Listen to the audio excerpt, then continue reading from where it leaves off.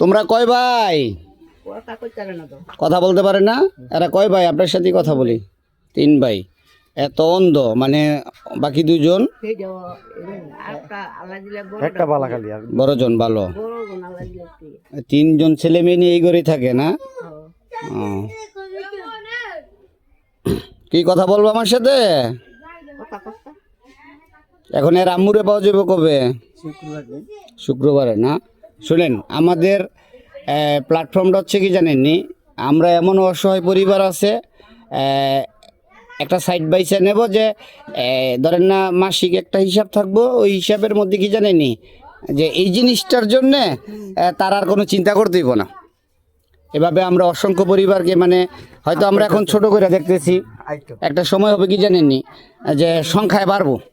যেমন আমরা ব্রাহ্মণদি স্কুলের পাশে একটা পরিবারকে প্রতি মাসে আমরা করছি যে প্রতি মাসে দেবো, ওনারে চাউলের ব্যবস্থা করে দিছি আমাদের মাধ্যম থেকে। এখন এদের জন্য আমি কি করতে পারি বলেন? না, একটা মাধ্যম যদি আমাদের বলেন যে আপনাদের এই জিনিসটা প্রয়োজনীয়, ওটা আমরা দেখব।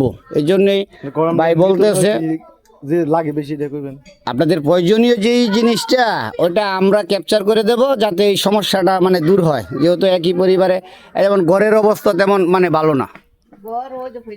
হ্যাঁ, এটা আমরা এখন দেখতেছি না। আল্লাহ যদি আমাদের আপনাদের দোয়া কোনো সময় তৌফিক দেয়, কাউরে ছোট করেও দেখি, হ্যাঁ আস্তে আস্তে হবে।